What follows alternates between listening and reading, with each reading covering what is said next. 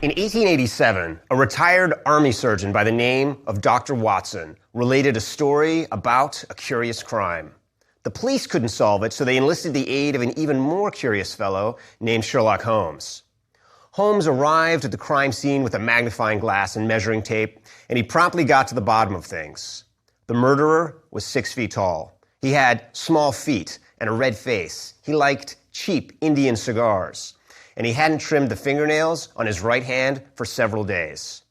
The readers of Dr. Watson's story loved it. They couldn't get enough of Sherlock Holmes. They wanted more curious crimes and more astonishing solutions. So Arthur Conan Doyle, the real author of Dr. Watson's Little Tale, cranked out story after story, 60 in all. And when he finally threw up his hands in exhaustion, other authors stepped in, creating their own curious crimes and their own astonishing crime solvers. And so the crime procedural was born. Strictly speaking, Sherlock Holmes wasn't the first astonishing crime solver in literature. If you'd like to go all the way back to the beginning, you can read Edgar Allan Poe's brilliant little story, The Murders in the Rue Morgue, which hails from 1841. But the 60 cases of Sherlock Holmes demonstrated that audiences would happily watch the same crime solver solve crime after crime after crime. So Conan Doyle is the true founding father of the procedural, the genre of TV writing we'll be exploring today.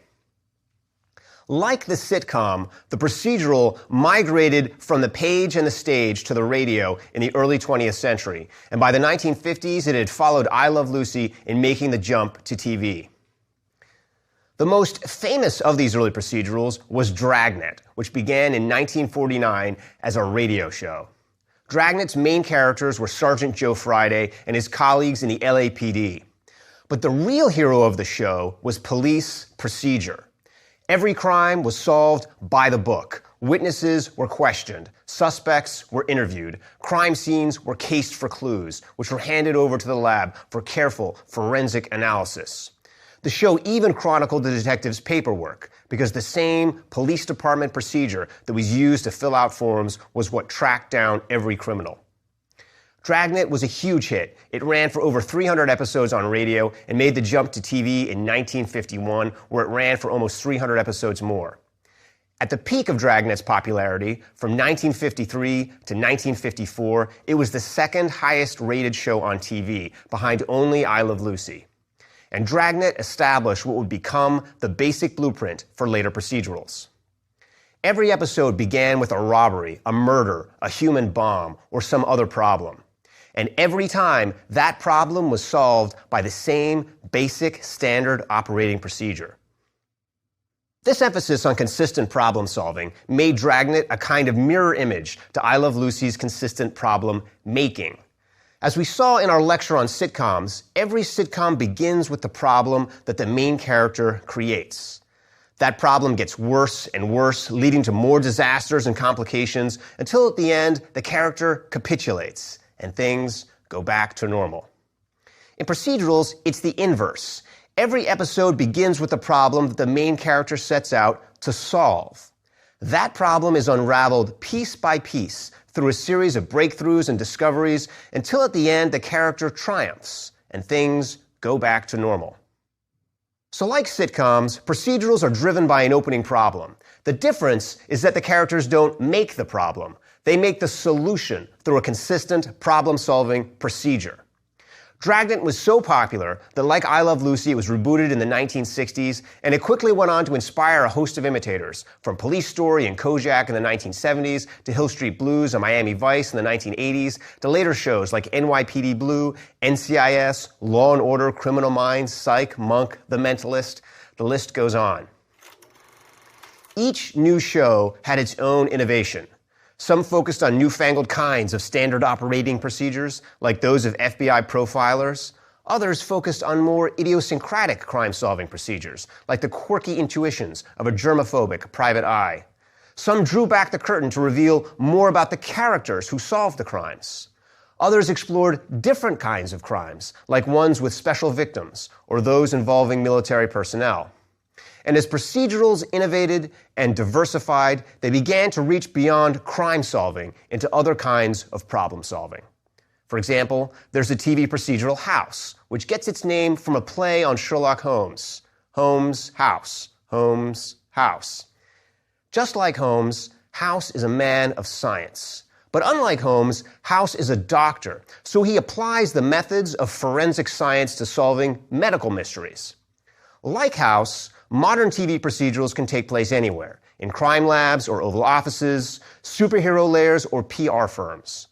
All that matters is that there's a consistent stream of problems to be solved, and a single, unchanging procedure for solving all of them. So that's the core engine of all procedurals, a collision between a serial set of problems and a serial problem solver. To expand that basic engine into a more detailed blueprint for launching your own procedural, we'll use this lecture to reverse engineer the pilot episode of the most successful and influential procedural of the early 21st century, CSI. CSI premiered on CBS in 2000, and it ran for 15 seasons, during which it spun off 3 other shows. It was the #1 ranked show in 2002, and it was ranked in the top 5 for 6 other seasons. It picked up a half-dozen Emmys, and it became a cultural phenomenon, transforming the way that Americans saw crime solving and forensics. And it was also created by a first-time TV writer, an unknown who broke through without any industry contacts or experience. So even if you're living off Hollywood's beaten track, it shows you what you can do. We'll be discussing the 2-part pilot episode, which was split into the first 2 episodes of Season 1, titled Pilot and Cool Change. So for the purposes of this lecture, both Pilot and Cool Change will be referred to together as the pilot. When I say the end of the pilot, I mean the end of Cool Change. Let's start, as always, by identifying the cognitive effect of the pilot's script's ending, using it to reverse engineer the main engine, or world conflict, that drives the whole series. So if you haven't seen the 2-part pilot for CSI or read the scripts, now's the time to hit pause so you can enjoy it. The pilot to CSI has a 2-part ending. In the first part of the ending, Gil Grissom, the lead crime scene investigator, solves a casino crime. In the second part, the CSI team forgives a member of their unit for making a human mistake. Each part of the ending has its own cognitive effect, which together make up the total experience of CSI. So let's break them down one at a time, starting with when Grissom solves the casino crime. Grissom wraps this case in spectacular fashion. Turning back time to witness a murder as it actually happened, Grissom sees something that he wasn't there to see. This is a leap beyond even Sherlock Holmes. Where Holmes could tell us what the murderer was wearing, Grissom can show us what the murderer was literally seeing, watching the crime as the killer saw it happen, experiencing a flashback from the killer's own memory. Who can do that? Who can see into other people's minds, grasping their hidden crimes, reliving their secret memories, exactly as they happened? Only God, right? Only God can see like that. So by having Grissom flash back into someone else's memories, the script establishes that Grissom has a God's eye. Now, of course, Grissom is not actually God, but the point is that Grissom seems like a god. His forensic procedures give him the power of omniscience, making him appear divine. Which is why Grissom lightly taunts the murderer by telling her that her deceased boyfriend told him all about the crime. Because Grissom's forensics have allowed him to do what God does, and talk to the dead. And it's not just Grissom who feels divine in this moment. By including us, the audience, in Grissom's flashback, the script gives us the same experience. For a moment, we feel like we have the power to resurrect the past and see into people's secret hearts. And this feeling is exhilarating. As one of the characters sums it up, it's like being King Kong on cocaine. Because although cocaine doesn't actually make you superhuman, it makes you feel like you can do anything. Just to be clear, that's a metaphor. Please don't try cocaine at home. Watch CSI instead. So that's the first half of CSI's cognitive effect, a feeling of euphoric omniscience when we see the solution to the crime. And like any stimulant, it can be addictive. The second half of the pilot's cognitive effect is less intoxicating. In the final beats of the pilot, CSI member Warwick Brown tries to resign, confessing to Grissom that he's got a gambling addiction that inadvertently led to a trainee agent's death. But Grissom refuses to accept Brown's resignation, insisting that if Brown messed up, So did every member of his unit. We're all culpable in this, Grissom says, and handing Brown back his badge, Grissom welcomes him back onto the team. So for a moment, this seems like the ending of a sitcom.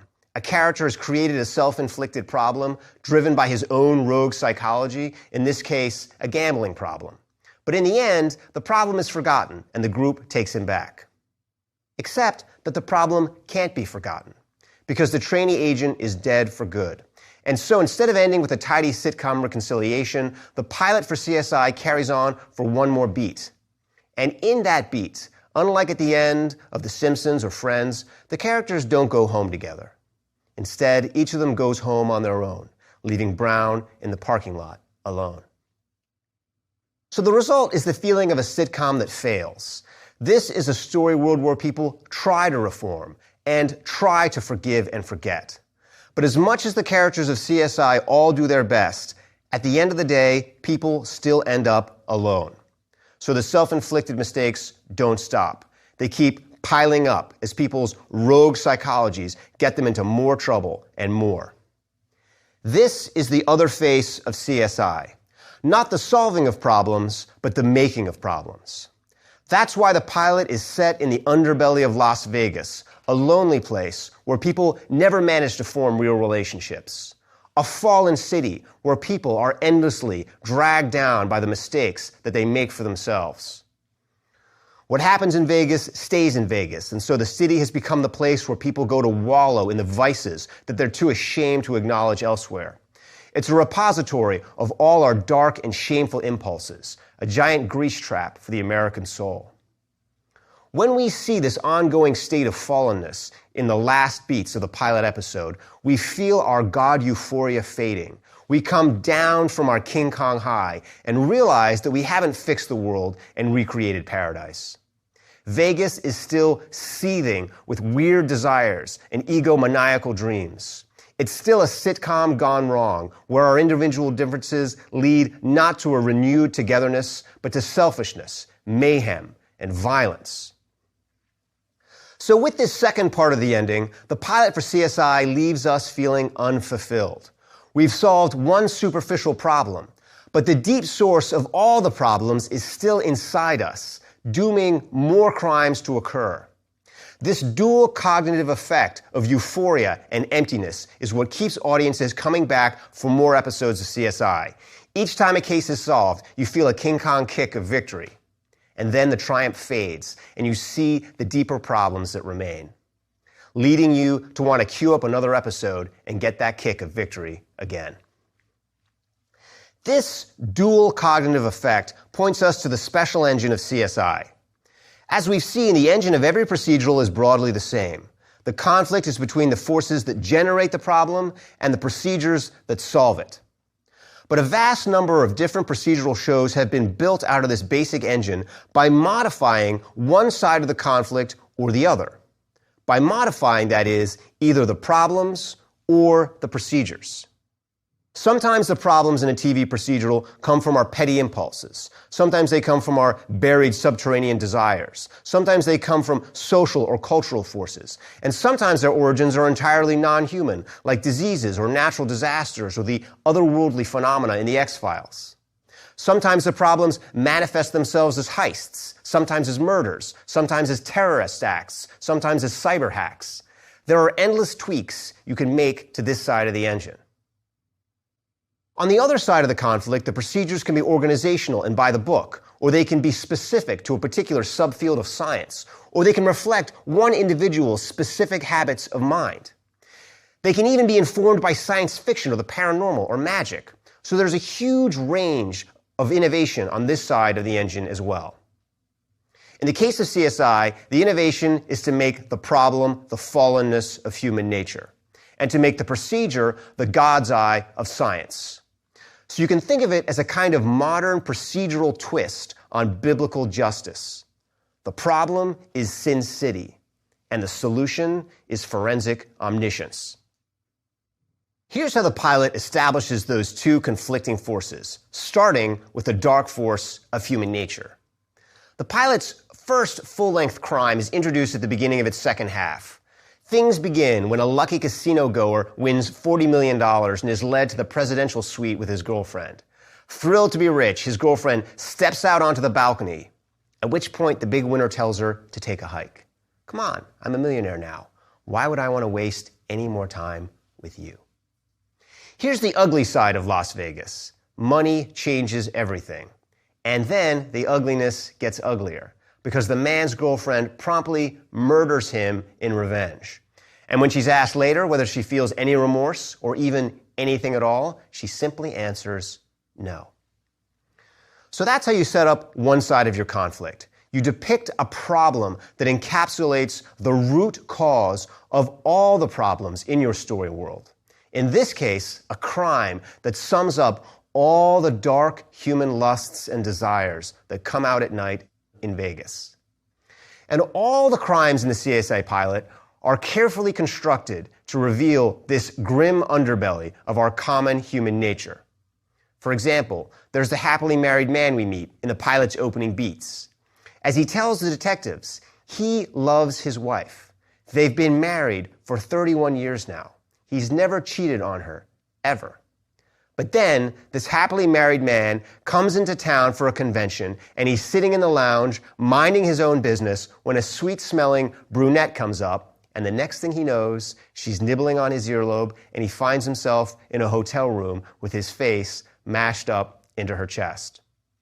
This is the deep problem that Las Vegas exposes. All of us, no matter how happy we might be, have animal desires lurking within. And in Vegas, those animal desires in all of our hearts are unleashed. So that's how the pilot establishes the core problem of its story world. It doesn't show us hardened criminals. It shows us ordinary people who come to Vegas and have their subterranean desires exposed by a $40 million payout or a sweet-smelling brunette or some other temptation that all of us feel. Because by showing how ordinary people are led by extraordinary temptation into sin, the pilot reveals that the problem of the world runs deeper than a few bad apples. We're all potential criminals in Vegas because what's rotten is human nature itself. Against the problem of human nature, the pilot then pits the other half of its engine, the problem-solving procedure of the scientific method. Here's how Grissom introduces this scientific procedure. We scrutinize the crime scene, collect the evidence, recreate what happened without ever having been there. Grissom's forensic method, in other words, is to reverse engineer history through an analysis of the physical data that remains. So Grissom doesn't just speculate about the past, he knows. He can see it exactly. This is Grissom's God's eye, and it's explained further in a conversation he has with Brown. Forget about the husband. Forget about the assumptions. Forget about your promotion. These things will only confuse you. Concentrate on what cannot lie, the evidence. To which Brown replies with a nod, follow the shoe. So the forensic procedure of CSI ignores our career dreams and our assumptions, and it even ignores the witnesses and the suspects, because all of these things are human, and humans are tainted. Humans lie and forget and make mistakes. Because in the story world of CSI, human nature is intrinsically corrupt. Every witness is touched by original sin. So the true scientist turns his eyes away from humans to focus entirely on the physical evidence. Fingerprints and shoes and blood splatter cannot lie. These are the honest truth. This CSI method takes forensic science to a level far beyond Dragnet or Sherlock Holmes. In those earlier procedurals, the detectives always took the time to interview witnesses and people of interest. But according to Grissom, that was a mistake, because it introduced a human fallibility into science. And so the procedures of the CSI unit leave the imperfect memories and self-interested distortions of witnesses behind. They achieve Grissom's God's eye by freeing themselves entirely from human nature. With this innovation in crime solving, CSI cleanly establishes its core conflict.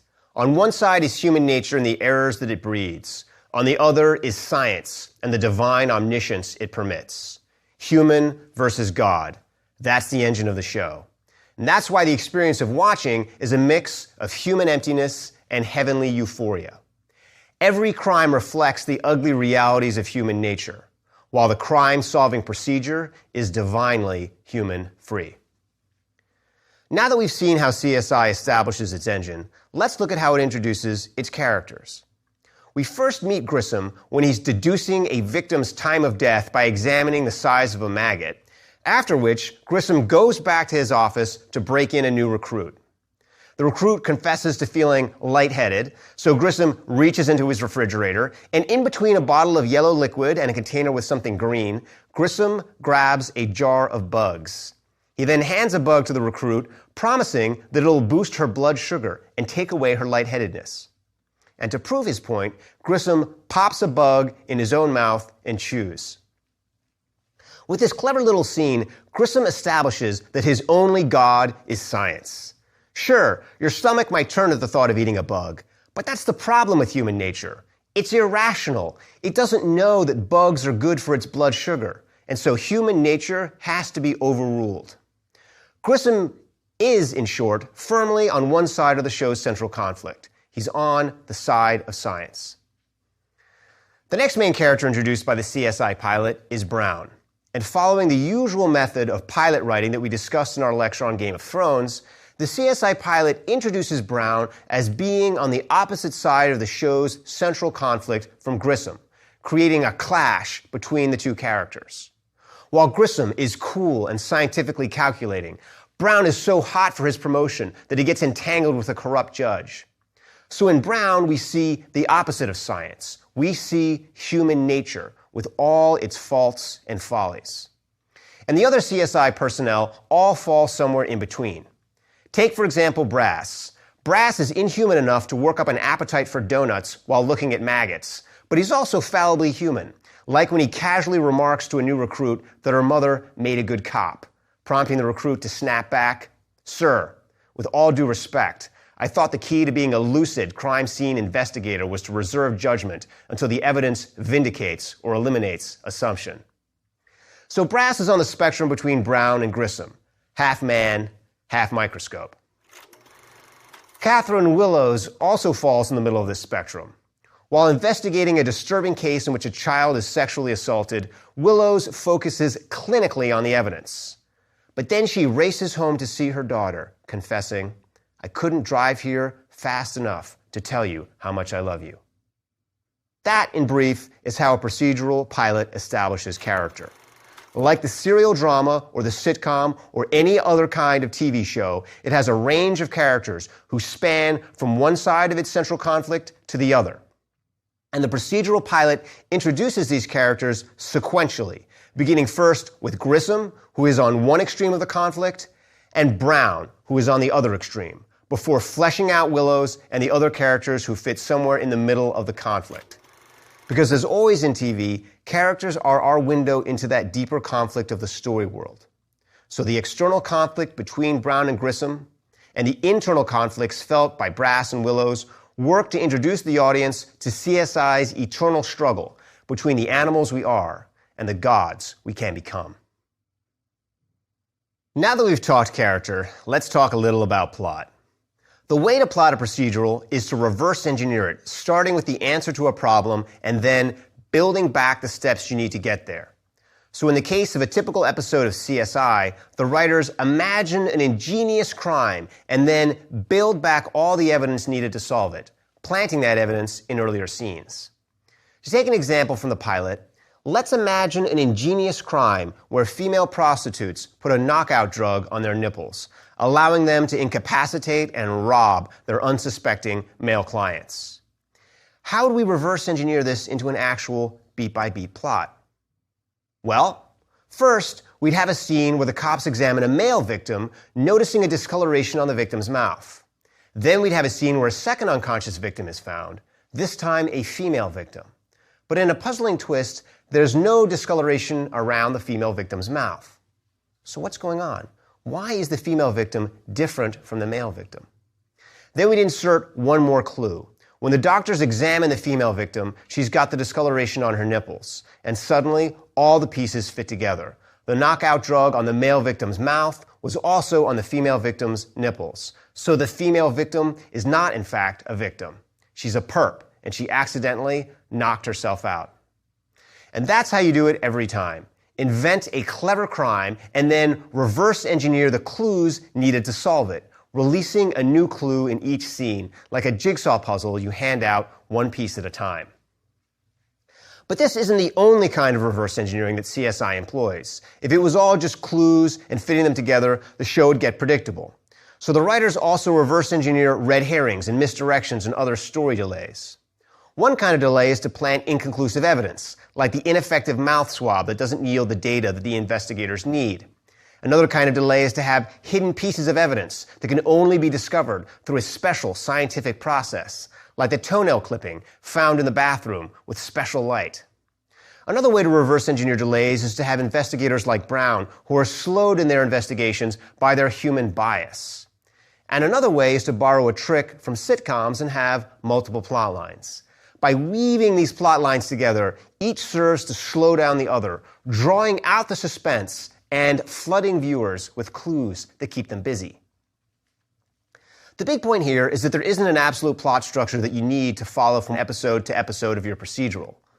The process of creating the plot for each episode is simply to imagine an ingenious crime or medical mystery or some other problem. Then reverse engineer the evidence, dispensing it drip by drip, and then reverse engineer delays and complications as needed.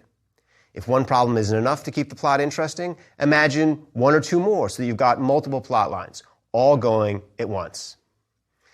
And if you're having a hard time coming up with an ingenious enough crime, here are a few tried and true tricks to get you started. 1. Do what the script for Chinatown does and combine two standard crimes into a single one, like a murder that's staged to cover up something worse. 2. Do what Poe does in The Murders of the Rue Morgue, when he makes the murderer an orangutan. And think about how a non-standard criminal, like an agoraphobic nursing student, or a dirty FBI agent, or even something non-human, would go about a standard crime, so that the methods of operation and the clues left behind are all unusual and idiosyncratic. 3. Do some research. Talk to some cops, like the creator of CSI did. Case a few joints, study some failed heists, and figure out how you troubleshoot them. That way, if this whole screenwriting thing doesn't work out, you'll have a backup plan to get rich. Now, let's reverse engineer the final story element of the CSI pilot, its tone. Like the tone of all TV scripts, the tone of procedurals is reverse engineered to connect audiences to the show's core conflict. So in the case of CSI, the tone is reverse engineered to heighten the show's cognitive mix of divine euphoria and human emptiness. The tone heightens the first half of this cognitive effect, the divine euphoria, by playing up the extraordinary nature of its crime-solving procedures. These procedures are portrayed as colorful, dazzling, gorgeous. Like stained glass windows, they offer a holy glimpse into the hidden mystery of things, and CSI has won multiple Emmys for its beautiful special effects. The tone of CSI then heightens the second half of the show's cognitive effect, human emptiness, through its dark and grimy crime scenes.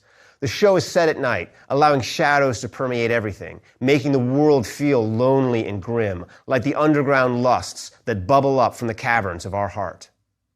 So to sum up this two-part tone, we can say that like the eye of God, the narrator of CSI establishes a clear dividing line between right and wrong by boosting both the lightness and the dark, giving us both the brightest truths that shine above and the foulest things that crawl beneath. Now let's sum up our blueprint for writing a procedural by examining a scene that captures the whole engine of CSI in miniature. In this scene, Grissom is brooding over the physical evidence retrieved from the casino, because that evidence doesn't add up. The casino security has no record of the electronic lock of the victim's room being triggered, so that evidence suggests that the victim left his room and died elsewhere. But Grissom has found carpet fibers from the room in the victim's watch band, so that evidence suggests that the victim was in fact killed in the room and was dragged across the floor. So the evidence seems to point in two different directions at once. Apparently, evidence can be as conflicted and fallible as human nature. But then Grissom has a realization that resolves the apparent conflict in the evidence. And that realization is that there must be a tiny bug in the casino's security system. Specifically, if a key is inserted in a door lock when the door is open, then left in the lock while the door is closed, and then later removed after the door is reopened, the security system must fail to record the door opening the second time. This is an incredibly complicated sequence of events to intuit, and Grissom has no special knowledge of casino doors. But the evidence tells him it must be true, and when he conducts a little experiment with the casino staff, they confirm it. He's found a bug in their system. The brilliance of this moment is that the crime scene investigator uses existing evidence to predict where other evidence will be, because this is the true modern scientific method. The old medieval version of science was simply about interpreting data.